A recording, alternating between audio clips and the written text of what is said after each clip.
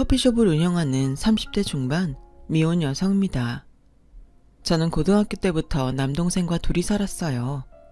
아빠는 저희 남매가 어렸을 때 사고로 돌아가셨고, 엄마는 제가 18살, 남동생이 16살 때 심장병으로 돌아가시면서 세상에 저희 둘만 남게 되었어요. 그리고 엄마의 장례가 치러지던 3일 동안은 정말 악몽 같은 시간이었는데요. 엄마의 형제들은 저희 남매를 서로 맞지 않으려 하면서도 엄마가 남긴 사망보험금에는 관심이 많아서 자기들끼리 3일 내내 싸움만 했어요.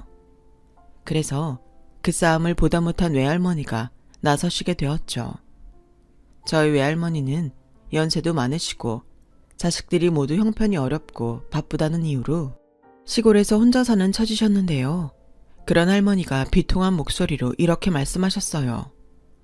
다들 그만해. 내가 정말 사는 게 천벌 같다. 미경이가 갈 게 아니라 이 늙은이가 가야 했는데 니들은 어린 조카 보기가 부끄럽지도 않아. 엄마, 우리도 다 사정이 있어서 그런 거잖아. 막말로 큰언니가 그렇게 죽을지 우리가 어떻게 알았겠냐고. 그래서 대책을 마련하려고 대화하다 보니까 큰 소리도 나는 건데 엄마는 아무것도 모르면서. 작은 누나 말이 맞아. 갑자기 쟤들을 우리 보고 어떡하라고. 우리도 뭔가 대책이 있어야지. 보험금은 반반씩 나누고 애들은 작은 원룸 얻어주고 월세랑 생활비 대주는 걸로 해. 어차피 가영이 좀 있으면 성인이잖아. 야, 왜 네 마음대로 결정해? 원룸? 너 요즘 보증금 시세 알고 그러는 거야? 그냥 기숙방 같은 데 보내. 그리고 이제 언니 없으면 내가 맞은데 왜 반반씩 해? 내가 더 가져가야지. 누나, 염치 있냐? 난 장남이야. 됐어 이것들아. 가영이 너 선택해. 할미 따라 영욱이 데리고 시골 가서 살래? 아님 네 엄마 보험금으로 독립하고 살래? 엄마, 미쳤어? 기어코 노망이 난 거야. 누구 마음대로 그 돈을 다 줘. 미성년자라 권한도 없는데. 권한이 왜 없어? 그네가 니들 돈 타가라고 꾸역꾸역 보험금을 냈겠냐? 참말 마. 그리고 니들은 이모도 삼촌도 아니니까 빠져. 저는 살면서 할머니 모습을 자주 보지 못했지만 할머니가 그렇게 화내는 모습은 그때가 처음이었어요.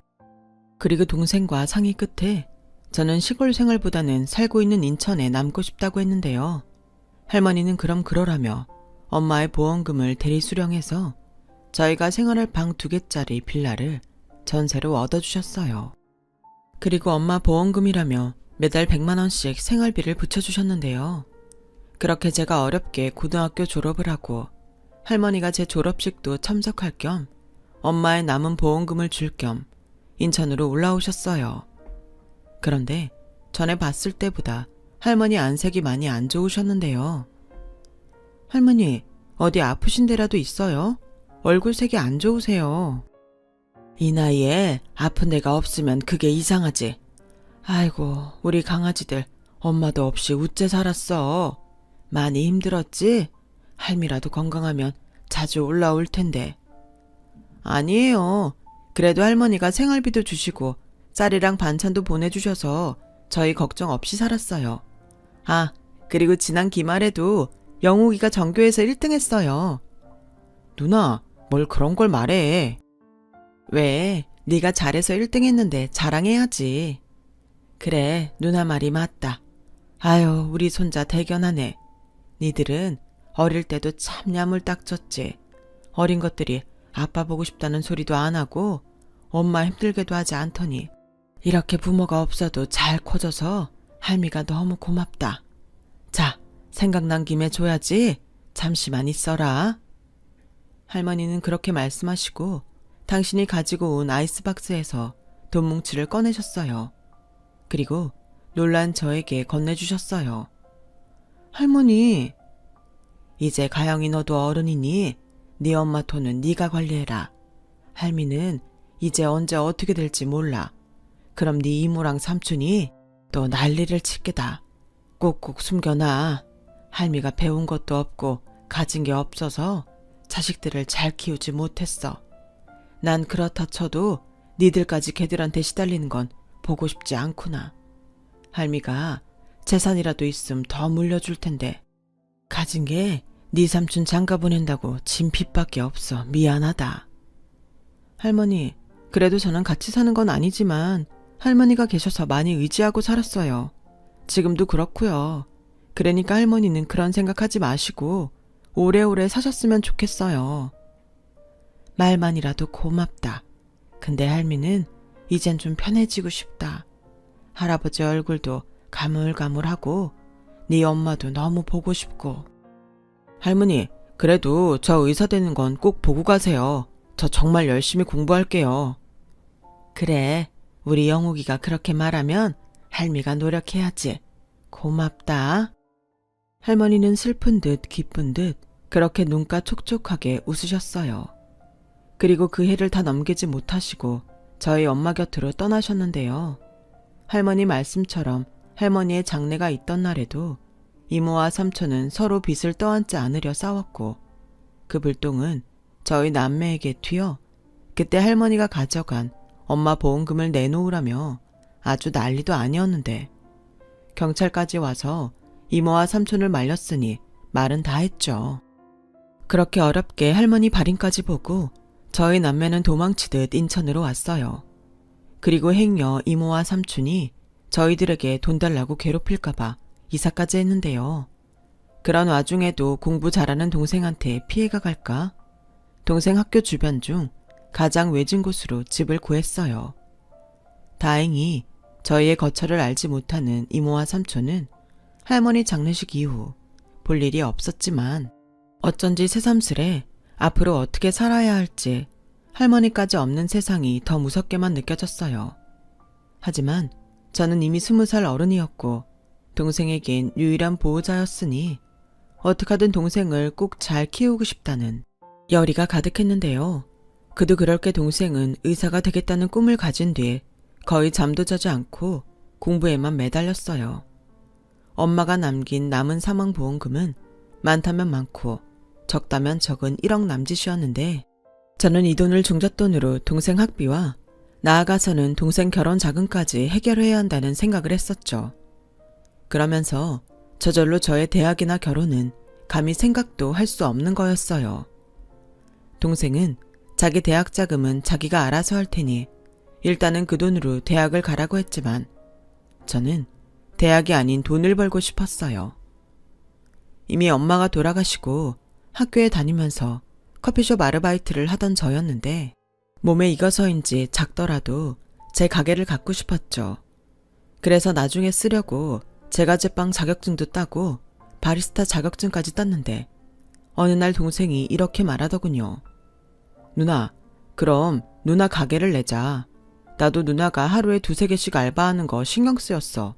게다가 그 중에 하나는 야간 알바잖아. 내가 밤마다 누나 걱정을 얼마나 하는 줄 알아?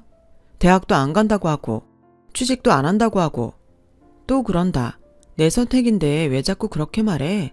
그리고 지금 당장은 돈이 없어서 돈 모으려면 어쩔 수 없어. 야간 알바가 그나마 쏠쏠한데 그걸 어떻게 그만두냐? 네가 말하지 않아도 5년 안에 내 가게 차릴 거니까 염려 마. 그러지 말고 엄마 보험금 있잖아. 그걸로 해. 야, 그건 안 되지. 그 돈이 어떤 돈인데. 그리고 그 돈은 다 쓸 때가 있어. 의대 등록금 장난 아니라며. 그건 내가 알아서 한다니까. 됐어. 넌 그냥 공부만 해. 변변한 학원도 못 보내서 누나가 얼마나 속상한데. 그런데 안 다녀도 나 잘하거든? 그래, 너 잘났다. 그래도 안 돼.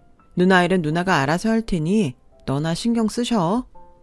싫어. 누나 계속 그럼. 나도 이제 공부 안 해. 내가 의대 안 가면 그 돈 쓸 때 사라지는 거지? 야, 너 지금 그걸 말이라고. 그럼 누나가 가게에서 나 학비 대줘. 그럼 되잖아. 나도 가끔 머리 식히고 싶을 때 가게 알바도 좀 시켜주고.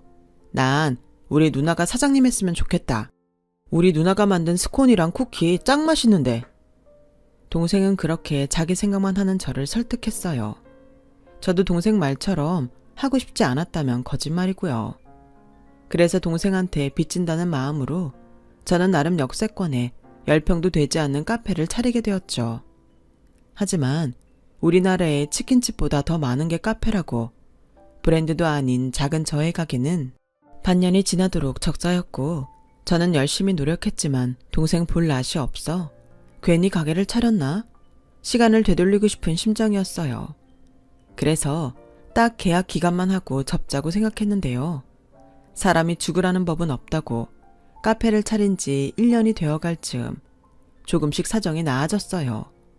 나름 단골도 생겼고 제가 만든 케이크 맛있다며 따로 라운드 케이크를 주문하는 손님도 생겼는데 그때부터는 카페가 곧잘 됐어요.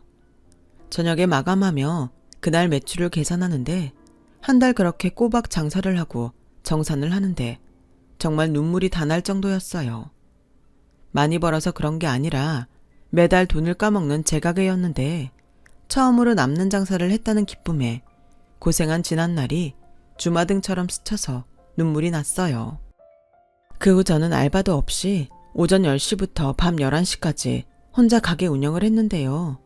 친구들은 하루 종일 일만 해서 힘들겠다고 했지만 손님이 많아지니 커피 만드는 일도 빵 굽는 일도 신이 나서 힘든 줄도 몰랐던 것 같아요.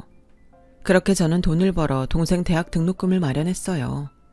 동생은 말은 하지 않았지만 혼자 고군분투하며 공부를 했고 마침내 꿈같은 서울의 모 유명 대학에 의예과에 입학했어요. 옛날 말로 개천에서 용난다고 하잖아요. 제 동생은 그런 용이었던 거예요.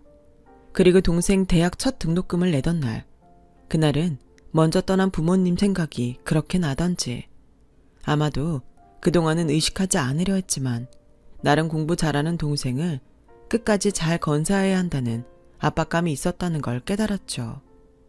그래서 착하고 공부 잘하는 동생이 고마웠고 또 저 스스로도 보람되던 때였는데요. 동생은 그 뒤 그게 끝이 아니고 시작이라고 알려주듯 더 바빠졌어요.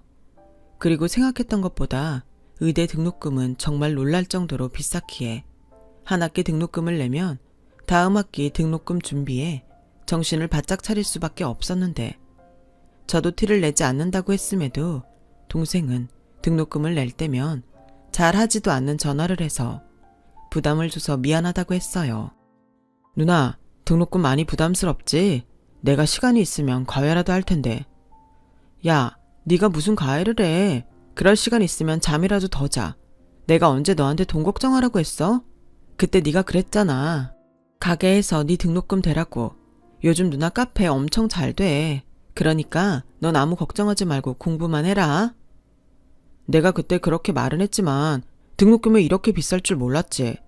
근데 누나, 조금만 기다려. 인턴하면 월급 나오니까 내가 누나 고생한 거 다 갚아줄게. 됐어. 너랑 내가 남이냐? 누나 고생하지도 않았고 너한테 받을 것도 없어. 그러니까 부담 갖지 말고 편하게 너 하고 싶은 공부해. 네가 의사가 꿈이라고 해서 말리지 않았지. 네가 성공하고 싶어서 의대 간다고 했음 누나는 말렸다. 고마워 누나. 그래도 난 누나가 앞으로 내 덕 보고 살게 할 거야. 이것도 내 꿈이니까 말리지 마. 아, 시간이 벌써 이렇게 됐네. 누나, 나 공부하러 들어가야 해. 알았어. 공부도 좋지만 몸 잘 챙기고 잠은 되도록 집에서 자. 도서관에서 쪽잠 자는 것도 하루 이틀이지. 알겠어. 누가 잔소리 마녀 아니랄까봐. 나 전화 끊는다. 동생은 지가 걱정돼서 잔소리가 많아지는 저를 언제부턴가 잔소리 마녀라고 불렀어요. 하지만 그게 끊고 싶어도 끊어지지 않는데 엄마들이 왜 그렇게 자식들에게 잔소리를 하는지 알겠더라고요. 그 후 동생은 1년 2학기를 마치고 군대에 갔어요. 그리고 표는 내지 않았지만 내심 동생이 군복무하는 동안 등록금 마련이라는 부담감에서 조금은 해방될 수 있어 그때 돈을 좀 모아놓자 싶었어요. 그리고 동생이 복학할 즈음이 되자 친구들은 하나둘 연애를 시작하더니 빠른 친구는 결혼 소식을 알려주기도 했는데요. 이상하게 그게 하나도 부럽지 않았어요. 친구들은 그런 저를 보며 제가 너무 동생만 바라보고 살아서 그런 거라고. 그러다 나중에 동생 장가가면 어떡하려고 그러냐며 핀잔을 주기도 했는데 저는 동생이 좋은 짝을 만나 가정을 이루고 행복하게 산다면 그것도 나름 좋을 것 같았어요. 그리고 몇 년 뒤 동생에게 만나는 여자가 있다는 소리를 듣게 됐는데요. 그때가 동생이 의대를 졸업하고 인턴 생활을 하던 중이었어요. 정신없이 바쁘다고 집에 올 시간도 없어서 서울에 방까지 얻어 사는 동생이었는데 뭔가 기분이 좀 이상하더라고요. 서운한 감정이라면 그럴 수도 있고 연애를 시작한 동생이 병원 일과 연애를 둘 다 잘할 수 있을까? 걱정도 되었는데 무엇보다 가장 걱정이고 궁금했던 건 동생이 만나는 여자가 어떤 여자인가 하는 거였죠. 저도 저지만 공부밖에는 할 줄 모르는 동생이 사람 보는 눈이 있을지 누나로서 걱정이 됐거든요. 하지만 그렇다고 동생 앞에서 그런 내색은 할 수 없었어요. 행여 동생이 누나가 싫어한다는 오해를 하면 안 되니까요. 그래서 그저 속으로 좋은 사람을 만나고 있길 바랄 뿐이었죠. 그러면서 언젠가 동생이 저에게 여자친구를 보여주겠지 하는 생각을 했었는데요. 동생이 바빠서인지 그런 날은 몇 년이 지나도 오지 않았어요. 그 사이 응급실 레지던트가 된 동생은 더 정신없이 사는 듯 전화 연결도 잘 되지 않았는데 그래서 내심 여자친구와 헤어졌나 하는 생각을 했었네요. 그런데 제 생일날 어떻게 휴가를 받았는지 동생이 밥을 사주겠다고 했고 저는 너무 궁금한 연애 소식부터 물어봤어요. 너 전에 만난다는 여자친구는 어떻게 됐어? 헤어졌어? 아니, 잘 만나고 있는데 왜? 아니, 네가 하도 바쁘고 여자친구 얘기를 안 해주니까. 그럼 벌써 몇 년을 만난 거야? 이 정도 만났으면 누나 한번 보여줄 때 되지 않았어? 자기는 연애도 안 하면서 동생 여자친구는 엄청 보고 싶은가 봐. 당연하지. 그리고 누가 연애를 안 한대? 뭐야, 누나 연애해? 정말이야? 아니, 앞으로 할 거라고. 좋은 사람 만나면 당연히 해야지. 난 또. 아, 맞다. 나 누나한테 물어보고 싶은 거 있어. 원래 여자들은 그렇게 명품을 좋아해? 명품? 좋아하지. 비싸서 그렇지. 명품 안 좋아하는 여자가 있을까? 아, 그렇구나. 그럼 누나도 좋아해? 그래, 좋아한다. 근데 그런 것도 난 주제에 맞게 가져야 한다고 생각해. 능력 있는 자기 돈으로 사는 건 멋지지만 능력도 안 되면 명품만 고집하는 그런 사람은 별로지. 근데 그런 건 왜 물어? 설마 네 여자친구가 명품 좋아한대? 여자친구 집이 좀 잘 살아. 그래서 그런지 20살부터 자기는 명품 옷에 명품 가방 들었다고 하더라고. 아, 그래? 어쩌다 내 동생이 그런 금수저를 만났어? 뭐야, 놀리는 거야? 내가 먼저 좋다고 안 했다. 유진이가 먼저 좋다고 했지. 여자친구 이름이 유진이야? 이름도 예쁘네. 생긴 것도 예뻐. 근데 곧 있으면 여자친구 생일이거든? 내가 시간도 없고 그동안 선물이라고 사주면 별로 좋아하지도 않는 것 같아서 그냥 올해부터는 갖고 싶은 거 말하면 그냥 그거 사주기로 했거든. 근데 나한테 명품 가방을 사달라네? 누나, 이 가방 브랜드 알아?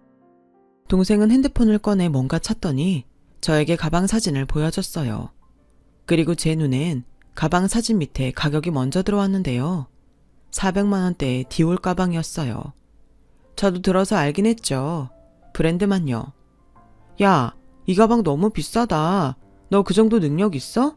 레지던트 월급 얼마나 한다고 이런 걸 사주냐? 그렇긴 한데 그렇다고 비싸서 안 된다고 하자니 그것도 좀 그렇고. 어떻게 하면 좋을지 모르겠네. 지금 잔뜩 기대하고 있을 텐데. 저는 동생의 말에 은근 서운했어요. 제 생일이라고 모처럼 만나서 여자친구 생일 선물 생각만 하고 있으니 짜증까지 나더라고요. 야, 내가 볼 땐 네 여자친구 좀 그렇다. 벌써 만난 지가 언젠데 네 사정을 몰라. 아무리 자기가 금수저라 눈이 높아도 좋아하는 사람한테 부담 주는 거 아니지. 설마 너 걔 앞에서 돈 잘 버는 척 허풍 떨었냐? 누나는 참 내가 그럴 사람이야. 그리고 사귀자고 했을 때 내 사정 다 얘기했어. 누나 도움받아서 의대 나왔고 전공이 되고 돈 벌면 누나한테 갚아야 한다는 말까지 했는걸. 그래? 그때 걔는 뭐라고 했는데? 자기는 상관없대. 오히려 결혼하면 시부모님 없어서 좋다고 하더라. 그리고 전문 있다면 힘들게 대학병원 다니지 말고 개원하라고 했어. 자기 집 사위한테 병원 차려줄 능력 된다고. 그 정도 능력이 되는데 왜 너한테 가방을 사달래? 걔는 돈 안 벌어? 그냥 자기 집 백 믿고 놀고 먹는 거야? 너 행여 개원해준다는 말에 혹해서 여자 만나고 그러는 거 아니지? 누나, 나 유진이 좋아하거든? 유진이가 부자여서 좋은 거 아니야. 애교도 많고 만나면 설레고 좋아서 만나는 거지. 그리고 유진이는 내가 바빠서 잘 못 만나도 일 때문에 그런 거니 괜찮다고 해줘.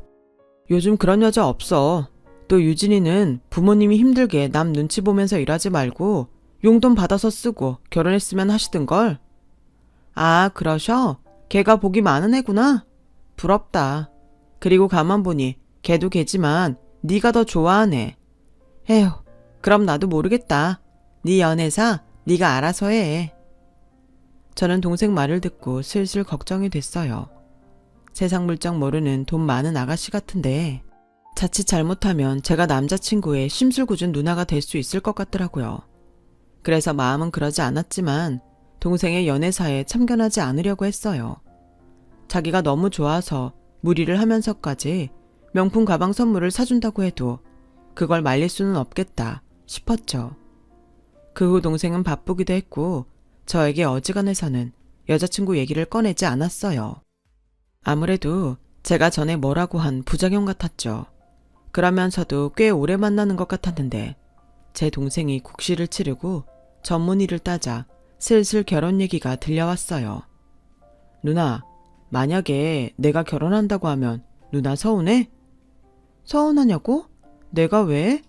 근데 너 이제 막 전문의 땄는데 너무 이르지 않아? 누나 생각엔 자리 좀 잡고 하는 게 좋을 것 같은데? 사실 나도 그게 나을 것 같긴 한데 연애 기간도 길었고 유진이가 벌써 30이니까 유진 집에서 말이 많은가 봐. 하기사 그쪽은 또 그럴 수 있겠다. 그나저나 그렇게 오래 만날 동안 나는 한 번도 안 보여주고 누나 서운하다. 나도 기회 있으면 소개해주고 싶지. 근데 아무래도 여자친구 입장에선 누나라고 하니까 부담스러운 것 같아서. 근데 결혼 얘기 오가는데 안 그래도 내가 자리 한번 만들어 보려고 했어. 동생은 그렇게 말은 했지만 여전히 바빠서 그런 시간을 도무지 잘 내지 못했어요. 저는 그 사이 동생이 청약이라도 돼서 아파트라도 하나 갖고 있으면 부잣집에 장가 가더라도 기가 죽지 않을 것 같아 동생한테 말해 청약을 꾸준히 넣게 했는데요. 그러던 중 동생 명의로 청약에 당첨이 되었어요. 평수는 그렇게 넓은 건 아니었지만 좋은 위치의 대단지 아파트였기에 정말 잘 됐다 싶었죠. 동생도 믿기지 않는다고 했어요. 그러면서 당첨된 아파트에 들어가는 돈은 자기가 알아서 할 거니 저에겐 신경 쓰지 말라고 했는데 동생은 내심 그 아파트를 신혼집으로 쓸 궁리를 하는 것 같더라고요. 그리고 아파트 청약이 된 뒤 동생은 아파트가 지어지는 기간을 기다렸다가 결혼을 하자고 여자친구와 말이 된 것 같았고 그 사이는 대학병원에서 근무를 했는데 의사가 되기는 어려워도 전문의까지 된 동생은 거짓말처럼 벌이가 많아지니 씀씀이도 커졌어요. 글쎄 저에게도 명품 가방을 턱 하고 사주는데 보기보다 은근 제가 저래도 되나? 걱정이 되더군요. 야, 뭐하러 이런 비싼 가방을 샀어? 누나, 그냥 받아. 누나가 힘들게 내 뒷바라지 했는데 누나도 이제 누리고 살아야지. 그러지 말고 내가 누나 차 한 대 사줄까? 누나 지금 끌고 다니는 경차 그거 위험하다. 사람들이 경차 타는 여자면 도로에서 얼마나 무시하는 줄 알아? 내가 차를 타면 얼마나 탄다고. 그리고 너 이렇게 갑자기 씀씀이 커지면 위험한 거 알지? 아파트 중도금도 내야 하고 결혼이야 내가 도와주긴 할 거지만 너 앞으로 큰돈 쓸 일 많아. 정신 차려. 에이 누나, 나 의사야. 우리도 이 정도는 누리고 살자. 그리고 내 꿈이 원래 누나 호강시켜주는 건지 몰라? 그리고 나 누나가 걱정할 만큼 생각 없지도 않아. 유진이 보니까 누나 생각이 나서 그래. 장가갈 때가 돼서 그런가? 안 하던 짓 하네. 그래, 여자친구랑 아직도 좋아? 뭐 이젠 서로 익숙해졌으니까. 그리고 유진이 부모님이 잘해주셔서 사실은 더 결혼하고 싶어졌어. 너 벌써 그 집에 인사하고 온 거야? 그럼 유진이랑 만난 지가 언젠데 생신 때도 인사드리고 명절에도 인사 갔어. 너 명절에 바쁘다고 집에도 못 왔잖아. 아, 그냥 잠깐 짬내서 밥만 먹고 왔어. 저는 동생 말에 기분이 상했어요. 그리고 아무리 좋게 생각하려 해도 동생이 만나고 있다는 여자가 좀 괘씸하게도 느껴졌는데요. 왠지 부모도 아니고 누나라 무시당하는 그런 기분이 들었거든요. 그렇다고 이제 와서 나는 그 여자가 마음에 들지 않는다고 말하는 것도 별로 같았고 엄한 화살은 동생을 향했죠. 동생이 가운데서 역할을 잘해야 하는데 아무래도 할 줄 아는 게 공부밖에 없었으니 자기 여자친구한테 휘둘리고 있는 것 같았어요. 게다가 보름에 한 번 정도는 제가 동생 자취방에 반찬 같은 걸 가져다 주는데 척하면 척이라고. 여자친구라는 애가 동생 집에 드나들고 있다는 걸 쉽게 알 수 있었어요. 자기 물건이 아무렇지 않게 널려 있는데 남자친구 집 치워주기까지는 바라지 않지만 자기 물건까지 어지르고 가는 경우는 또 뭔지 헛웃음이 나오더군요. 결혼 후에 둘이 어떻게 살지 안 봐도 비디오 같았어요. 그렇게 얼굴도 보지 못한 채 동생의 여자친구가 조금씩 마음에 들지 않았는데 결정적인 일이 벌어졌죠. 그때는 아침에 오픈 준비를 하는데 처음 느끼는 복통에 동생에게 가장 먼저 전화를 하게 됐고 동생이 보내준 구급차에 실려 동생이 일하는 병원 응급실에 갔는데요. 아무래도 위경련의 원인은 너무 다양해 검사를 하는 게 좋겠다고 했어요. 그날이 다행히 동생이 오프라 고맙게도 제 곁에 있어줬는데 동생이 아무리 사정을 말해도 동생의 여자친구는 오픈날 자기를 만나지 못한다는 동생에게 화가 났는지 계속 독촉 전화를 하는 것 같았어요. 최영욱, 그러지 말고 병원에서 보자 그래. 이참에 나도 같이 보게. 누나, 그래도 그건 좀. 왜? 어차피 둘이 결혼한다며. 내가 일부러 말하지 않으려고 했는데 나 솔직히 이건 아니다 싶은 거 많아. 내가 아무리 부모도 아니고 누나라지만 무시당하는 것 같아서 기분 나쁘다고. 에이, 누나 왜 그래? 그냥 유진이가 철이 없어서 그래. 알잖아. 내가 바빠서 데이트할 시간도 없고 분명 오픈날이라고 이것저것 하고 싶었을 텐데 자기 딴에는 서운해서 그런 거야. 누나가 좀 이해해줘. 아이고, 공자 선생님 나으셨네. 누나가 한 번만 말하는데 너 걔한테 너무 휘둘리지 마. 괜히 시누이 짓 한다는 소리 듣고 싶지 않아서 참고 있지만 결국엔 결혼하면 한 식구인데 이럼 너나 걔나 다 불편하다. 알겠어. 내가 중간에서 잘할게. 그리고 유진이한테도 잘 얘기할게. 누나 마음 풀어. 가뜩이나 위경련 온 사람이 뭘 그렇게 예민하게 굴어. 내가 그러고 싶어 그러냐? 잘하라고. 엄마가 돌아가시고 동생과 단 둘이 살면서 그래도 저는 혼자가 아니라 둘이라고 생각했는데 그날은 어쩐지 저만 편이 없는 것 같았어요. 친구들 결혼하고 애 낳아도 부럽다고 생각한 적 없던 저였는데 몸이 아프니 마음도 약해지는 것 같았어요. 게다가 제 앞에서 막무가내로 자기 여자친구를 감싸는 동생을 보며 마음도 썩 유쾌하지 않았는데요. 그렇게 몇 달 후 드디어 올 것이 왔어요. 동생이 바빠서 얼굴은 못 보고 전화로 상견례 얘기를 꺼냈거든요. 아직 아파트 완공되려면 멀었는데 뭘 그렇게 서둘러. 난 아직 걔 얼굴도 못 봤는데. 그거야 유진이보다 내가 바빠서 그러지. 그렇다고 초면에 나 빼고 둘만 만날 수 있어? 그것도 좀 이상하잖아. 근데 유진이네 집에서 마음이 좀 급하신가 봐. 일단 결혼 날짜라도 미리 잡자고 하시네. 뭐 예상하지 못한 일은 아니니까. 근데 상견례 전까지 정말 시간 안 돼? 누나가 밥 한 끼 사줄 테니까 여자친구랑 좀 보자. 미안. 요즘 수술이 너무 많아서 시간 내기가 힘들어. 벌써 집에도 한 달째 못 들어갔다. 그래도 내가 최대한 시간 내볼게. 저는 어쩐지 동생이 연애를 시작한 후 동생과 예전처럼 좋게 지내지 못하는 것 같아 내심 미안했어요. 제가 자꾸 여자친구에 대해 안 좋게 얘기를 해서 동생이 저를 불편해하나 싶기도 했고요. 그래서 어쨌든 우리 집 식구가 될 사람이니 좋게 생각하고 동생이 결혼하면 더는 동생에게 신경 쓰지 말고 저도 제 인생을 좀 즐기며 살자고 생각했는데요.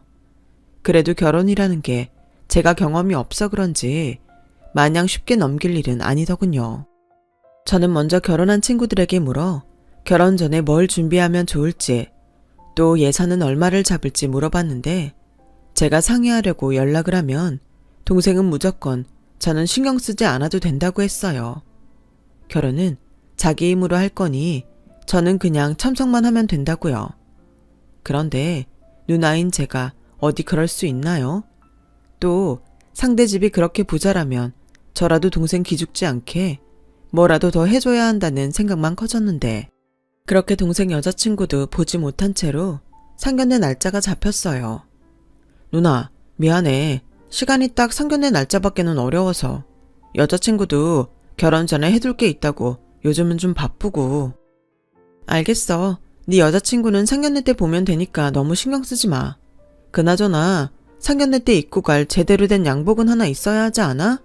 누나가 사줄 테니까 병원 근처에서 잠깐 보는 것도 안 돼? 여기 근처엔 그런 거 파는 데도 없어. 그리고 나 양복 있어. 전에 유진이가 생일 선물로 백화점에서 사줬거든. 어머 그랬어? 걔도 참 이럴 땐 고맙네. 이젠 누나 아니어도 챙겨주는 사람도 있고 이제야 누나가 좀 마음이 편하다. 너 장가 보내는 실감이 좀 나네. 그래? 난 유진이랑 누나랑 사이좋게 지냈으면 좋겠어. 나는 바쁜 사람이고 유진이는 그럼 혼자 외로울 때가 많을 거잖아. 그럴 땐 편하게 누나한테 찾아가고 그랬으면 좋겠는데. 그건 네 생각이다. 요즘 누가 신우랑 올케가 그렇게 지내냐? 그냥 우리는 적당한 거리에서 선 지키고 가끔 보는 게 좋아. 저는 어쩐지 마음에 들지 않았던 동생 여자친구가 그래도 동생한테는 잘하는 것 같아 그럭저럭 마음이 누그러졌어요. 제 친구가 그러더군요. 그냥 둘이 좋고 결혼 후에도 아무 문제 없이 살면 올케가 어떤 사람이고 어떤 생각을 해도 신경 쓰지 말라고요. 그래야 제 속도 편하고 올케와 얼굴 붉히는 일도 없다고 했는데 기혼자가 하는 말이라서 그런지 그 말이 맞는 것 같았어요. 그리고 저도 정신없이 살다 보니 어느새 상견례 날짜가 일주일 앞으로 다가왔어요. 그날은 주말이라 손님이 많았어요. 저희 매장은 작아서 테이블이 몇 개 없는데 그 테이블이 꽉꽉 차서 북적였죠. 제가 몇 달 전부터 인스타에 그날 다른 케이크와 빵을 구워 올리는데 그 빵 맛이 반응이 좋아서 점점 손님이 많아진 게 이유였어요. 그래서 내심 이제 가게를 좀 넓히고 직원도 한 명 뽑을까 하는 생각을 하고 있었는데요. 사람이 그렇게 많은 날에는 인력이 아쉽기도 했고 또 절대 만나고 싶지 않은 진상 고객을 상대하기가 혼자는 좀 버겁기도 했어요.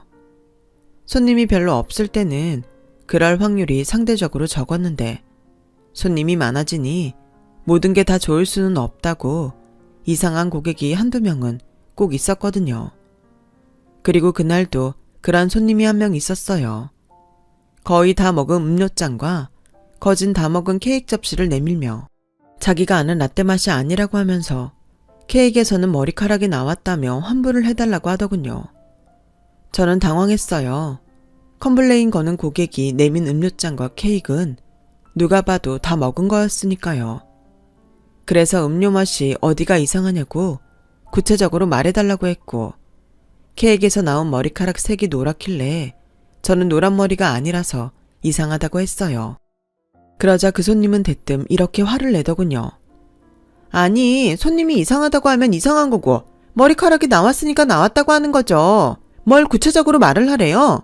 내가 이거 확 신고할 수도 있어요. 저기 손님, 저도 알아야 개선을 하니까요. 그리고 처음부터 말씀하셨다면 당연히 환불이든 다른 음료를 드리든 했을 텐데 이렇게 다 드신 컵을 주시니까. 아, 그래요? 다 먹었으니까 환불을 못 해주겠다? 내가 친구랑 얘기하느라 말을 할 타이밍을 놓쳤고 목이 타니까 조금씩 마시다 보니 그런 건데 그런 것도 이해를 못해요? 무슨 서비스가 이따위지? 손님은 가뜩이나 쭉 찢어진 눈을 더욱 날카롭게 뜨면서 저를 노려봤어요. 그래서 그냥 똥 밟았다고 생각하고 환불을 해주려고 했는데 같은 일행으로 보이는 손님 머리가 케이크 접시에서 나온 머리색과 일치하는 것 같았죠. 저기 손님, 제가 음료값은 환불해 드릴게요. 그런데 케이크에서 나온 머리카락은 아무래도 일행분 머리카락 같네요. 뭐라고요? 이봐요. 이깟게 얼마나 한다고 치사하게 굴어요? 제 친구 머리카락이라고요? 손님도 보세요. 아무리 봐도 저분 머리카락 맞잖아요. 그러니 케이크는 다 드시기도 했고 음료값만 드릴게요. 나 참 기가 막혀. 됐고요. 그럼 음료값 안 받을 테니까 다시 만들어줘요. 저는 그 여자의 요구사항이 이상하긴 했지만 얼른 가길 바라는 마음에 음료를 만들어줬어요. 그러자 그 진상 손님은 뭐가 재밌는지 친구랑 시시덕거리며 웃고 있었고 제가 음료를 테이크아웃 잔에 담아서 주니 그 진상 손님은 그 잔을 받아 뚜껑을 열더니 그 음료를 저에게 냅다 뿌리는 거예요. 어머, 손님! 왜? 이제야 정신이 좀 들어? 요즘 장사 좀 되니까 손님이 아주 우습게 보이지? 너 그러다 큰 코 다친다. 그냥 좋게 환불해달라고 하면 네네 하고 해줄 것이지. 무슨 토가 그렇게 많아. 내가 여기 사장 인성 더럽고 커피 맛도 이상해졌는데 케이크에서는 머리카락 나왔다고 인터넷에 올려봐? 손님, 저야말로 이게 무슨 짓인지 모르겠네요.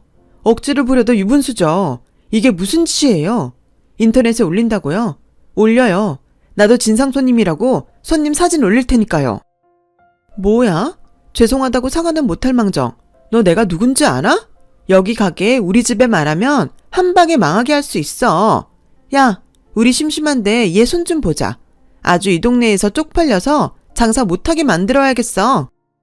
진상 손님은 자기 친구까지 동원해 가게에 물건을 던지기 시작했어요.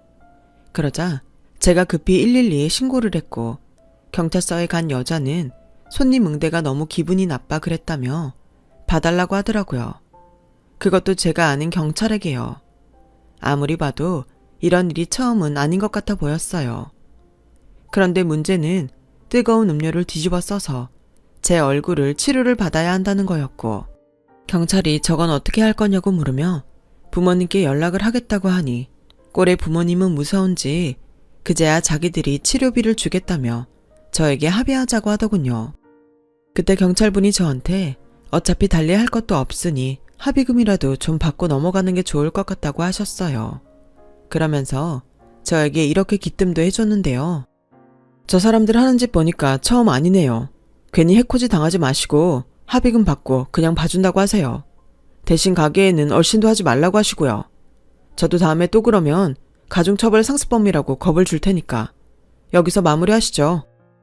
저는 분했지만 저것들이 제 가게에 또 올까봐 불안한 마음에 경찰분이 알려주신 대로 얼마 되지 않는 합의금을 받고 상황을 정리했어요. 그러면서 경찰서 밖에서 그것들이 하는 말을 듣게 됐는데요. 야, 그냥 커피나 뿌리고 협박이나 하고 말지. 뭐하러 이렇게 일을 키우냐? 왜? 너도 같이 했잖아. 이제 와서 딴소리야? 너야 집에 돈 좀 있고 곧 시집가면 그만이지만 난 아니잖아. 알겠어. 어차피 이것도 결혼하면 못해. 그냥 좋게 환불받고 맛있는 밥이나 먹으러 가려고 했지. 작은 가게 주인이라 쫄아서 쉴 줄 알았더니 이게 뭐야. 재수없어. 참, 요즘 것들 문제라고는 하지만 저는 저런 딸을 낳았을 그 부모가 불쌍했어요. 그리고 결혼한다는 말에 저런 인성 가진 여자랑 결혼할 남자도 딱하다고 생각했는데 나중에 저것들이 또 제 가게에 와서 횡포를 부릴까? 그 둘의 대화를 모른 척하고 녹음을 해두었어요. 저도 살 길은 찾아야 하니까요. 그렇게 그 일의 사건은 끝이 났어요. 이번 생에 다시는 보고 싶지 않은 최고 진상 고객이 되었는데 엉망이 된 가게를 정리하는데 왈칵 눈물이 쏟아지더군요. 장사를 하면서 별 이상한 사람을 다 보긴 했지만 이렇게 저에게 직접 폭행을 한 건 처음이라 심장이 벌렁거리면서 눈물이 나왔어요. 그리고 그때였어요. 무슨 바람인지 늘 바쁘다는 동생이 가게를 찾아왔고 엉망이 된 가게와 저의 모습을 본 동생은 많이 놀란 듯 저에게 물었어요. 누나, 이게 다 무슨 일이야? 얼굴은 또 왜 그래? 너야말로 이 시간에 여길 왜 왔어? 한참 바쁜 거 아니었어? 요즘 내가 너무 바빠서 누나한테 소홀했던 것 같아서 누나 놀래켜주려고 왔는데 이게 뭐야? 누가 그랬어? 있어, 진상 여자들. 조금 전에 경찰서 다녀왔고 합의도 했으니까 괜찮아. 뭐가 괜찮아? 얼굴이 이런데. 병원 안 갔지? 화상 이렇게 두면 흉져. 당장 나랑 병원 가자. 약국에서 대충 소독하고 연고 발랐어. 내가 반사적으로 잘 피해서 그 정도는 아니래. 넌 밥은 먹었고? 지금 밥이 문제야? 이런 일이 있었으면 나한테 연락을 했어야지. 연락하면 네가 올 수는 있냐? 됐어. 누나 일은 누나가 알아서 해. 조금 있으면 장가갈 놈이 별 걱정을. 장가가면 뭐가 달라져? 매형이 생기기 전까지는 누가 뭐래도 내가 누나 보호자야. 저는 동생의 말에 내심 기분이 좋았어요. 사실 장가가면 이젠 지금처럼은 못 지낸다고 생각했는데 동생이 저렇게 말해주니 고맙더라고요. 그래서 동생은 화를 냈지만 저는 웃음이 나왔어요. 왜 웃어? 누나는 지금 웃음이 나와? 이제야 좀 안심이 돼서 그래. 어차피 걔들 쪽팔려서 여기 다시 못 와.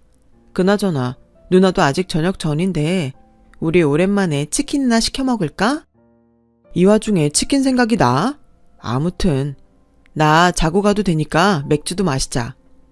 오, 웬일로 바쁜 의사 선생님이 그렇게 시간이 돼? 나도 살아야지. 누나나 일어나. 여긴 내가 치울 테니까.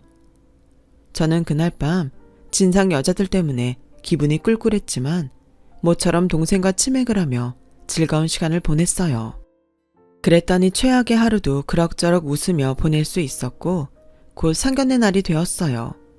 저는 잔뜩 긴장되긴 했지만 나름 초면에 책 잡히지 않으려고 신경을 많이 썼어요. 생전 잘 사입지도 않는 정장도 한 벌 사입었고 오랜만에 미용실에 가서 머리도 했는데 날이 날이니만큼 부모님 생각이 많이 나더군요.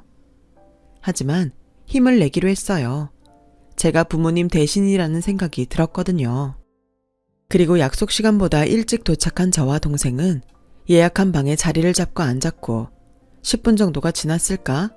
인기척이 들렸어요. 아무래도 예비 올케와 사돈네가 도착한 듯 보였죠. 저는 그 자리에서 일어나 인사할 준비를 했어요. 그런데 동생의 예비 장인어른 뒤에 들어온 동생의 예비 신부 얼굴이 굉장히 낯이 익었어요. 화장이 좀 연해지긴 했지만 쭉 찢어진 그 눈은 분명 제가 얼마 전에 봤던 진상 여자가 분명했죠. 그 순간 저는 얼음이 되고 말았어요. 그러자 그 여자는 고개를 숙이고 있어서 저를 보지 못했는지 미소 띈 얼굴로 뒤늦게 고개를 들었고 얼음이 된 저를 보고 지도 똑같이 얼음이 되고 말았는데요. 저희 둘의 사정을 모르는 제 동생과 그 여자의 부모님은 서로 안부를 나누며 반갑게 인사를 나눴어요. 영욱이 오랜만이네. 잘 지냈어? 네, 어머니. 어머님도 그동안 잘 지내셨죠? 아버님도요. 그럼. 그리고 자네는 이제 사위 될 사람인데 영욱이가 뭐야? 최서방이라고 불러. 아유, 아들 같아서 그러지. 근데 누님은 어째 안색이 안 좋으신가? 무슨 일 있으세요? 안녕하세요. 초면에 죄송한데 안색이 안 좋은 건 그 댁따님도 마찬가지 같은데요. 네? 너 왜 그래? 여기 도착할 때까지도 신났었잖아. 그게... 내가 말할까요? 아니면 네가 말할래요? 누나, 왜 그래? 너 똑바로 들어. 나 이 결혼 반대야. 얼마 전에 우리 가게에 와서 난리치고 나한테 뜨거운 음료 부은 애 있지? 그게 쟤야. 뭐? 언니, 오해해요. 그러니까. 그러니까. 너 왜 그래? 음료를 부었더니 이게 다 무슨 말이야? 안 사돈 분은 제 말과 자기 딸의 반응에 당황한 듯 말했어요. 그러자 아무 말도 하지 못하고 그 진상 여자는 고개를 푹 숙였고 그 상황을 빨리 정리하고 싶었던 제가 먼저 입을 열었어요.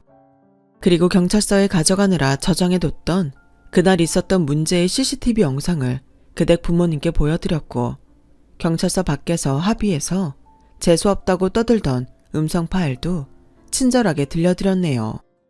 정말 숨이 막히는 고요가 흘렀어요. 제 동생도 충격이 큰지 여자친구에게 눈을 떼지 못하더군요. 그리고 믿을 수 없다는 듯 말까지 더듬으며 제 동생이 지 여자친구한테 물었어요. 너 원래 이런 애였어? 네가 우리 누나한테 뜨거운 음료 뿌린 거냐고. 그것도 모자라서 가게까지 엉망 만들고. 오빠, 그게 있잖아. 왜? 그런 짓을 할 만한 사정이라도 있나? 말해봐. 그런 짓 처음 아니지? 그깟 거 얼마나 하냐면서. 그러는 넌 그게 얼마나 한다고 그런 진상을 떠는데. 난 내 동생이 결혼한다고 하면 연을 끊었으면 끊었지. 절대 너 같은 올케 인정 못해. 제가 부들부들 떨면서 말을 하자 그쪽 엄마가 어쩔 줄을 몰라 했어요. 아무래도 제가 아닌 자기 남편을 더 무서워하는 것처럼 보였는데 바깥 사돈을 보니 무서운 얼굴을 하고 있긴 하더라고요. 아니, 저렇게 부모 무서운 줄 알면서 어떻게 밖에서는 그런 짓을 하고 다니는지 저는 더 이해할 수 없었어요. 그런데 정말 의외의 말을 그 바깥 사돈이 하더군요. 참 유감스럽습니다. 저희 애가 원래 그런 애는 아닌데 그래도 결혼만 허락해준다면 제가 최군한테 병원도 차려주고 돈 걱정하지 않게 잘해주겠습니다. 누님도 동생을 이왕이면 돈 많은 집에 장가를 보내는 게 좋잖아요. 저희는 의사사위 봐서 좋고 서로 좋게 했으면 합니다. 이번 일은 제가 보상하겠습니다. 얼마면 될까요? 이보세요. 제가 돈에 환장한 사람으로 보이십니까? 그댁에 돈이 얼마나 있는지 모르겠지만 저도 있을 만큼 있습니다. 돈만 많으면 뭐 하나요? 자식 교육은 바닥인데. 영우가, 나는 이만 갈게. 네 결혼이니까 네가 결정해. 네가 저런 쓰레기 같은 애랑 결혼한다고 하면 그땐 나랑 영 끊고 살자. 저는 할 말 다 해서 이만 갈게요. 누나. 언니, 제가 그때 난리친 거 정말 죄송해요. 가끔 너무 스트레스 받으면 저도 모르게 그러는데 반성 많이 하고 있어요. 결혼하면 절대 그러지 않으려고 생각하고 있었는데 제가 앞으로 평생 오빠한테도 언니한테도 잘할 테니까 한 번만 용서해 주시면 안 돼요? 응, 안 돼. 스트레스 받아서 그랬다고? 넌 의사랑 결혼할 게 아니라 의사한테 정신과 상담을 받아야겠네. 너 내가 경고하는데 다시 내 눈에 띄지 마. 그땐 합의고 뭐고 없으니까. 야, 네가 뭔데 그래? 누나면 다냐? 네가 엄마라도 되냐고. 반대를 한다고? 웃기고 있네. 누나면 동생 인생 자주유지 해도 돼? 난 이 결혼 꼭 할 거야. 내가 의사 부인 자리 놓칠 것 같아? 결국 그거였어요. 그 여자는 제 동생의 의사라서 제 동생과 결혼하고 싶었던 거죠. 저는 순간 너무 화가 나서 제 앞에 있던 국그릇을 똑같이 그 진상 여자의 얼굴에 뿌려줬어요. 이건 네가 뿌린 음료보다는 덜 뜨겁네. 마음 같아서는 펄펄 끓은 뚝배기라도 던지고 싶지만 내일 일할 내 손이 아까워서 참는 줄 알아. 이봐요. 이게 대체 무슨 짓입니까? 아무리 우리 애가 잘못을 했다고 해도 이렇게 부모가 있는데 남의 딸한테 이러면 됩니까? 그 말씀은 부모가 없으면 밖에서 무슨 짓을 해도 된다는 소린가요? 부끄럽지도 않으세요? 남의 집에 시집을 보내시려면 적어도 최소한의 예의범절은 가르치셔야죠. 왜? 부모가 없다고 하니까 저희가 만만하셨어요? 제 말에 그 여자의 부모는 입을 꾹 다물었어요. 그리고 제 동생이 이만 나가자며 자리에서 일어났는데 아무래도 동생도 이 결혼은 못하겠다 결정한 눈치더라고요. 그러자 그 진상 여자는 제 동생 바지가랑이를 붙들고 매달렸고 제 동생은 아무 말도 하지 않고 그 손을 뿌리친 채 제 손을 잡고 상견례장을 나왔어요. 그 뒤 저나 동생은 집에 도착할 때까지 아무런 말도 하지 않았어요. 그저 깊은 한숨소리만 공간을 채웠는데 집에 도착하니 동생이 먼저 말을 꺼냈어요. 누나, 미안해. 난 정말 유진이가 그런 앤지 몰랐어. 그래, 설마 네가 알고도 걔랑 결혼하겠다고 했겠냐? 그때 너무 재수없고 화났는데 지금은 오히려 고마운 일인 것 같아. 그때 그 일 아니었음 모르고 너 결혼시킬 뻔했잖아. 지금은 속상해도 잊어. 사람도 자꾸 만나봐야 사람 보는 눈도 생기는 거야. 다음엔 너랑 더 어울리는 착한 여자 만날 수 있을 거고 너무 낙담하지 마.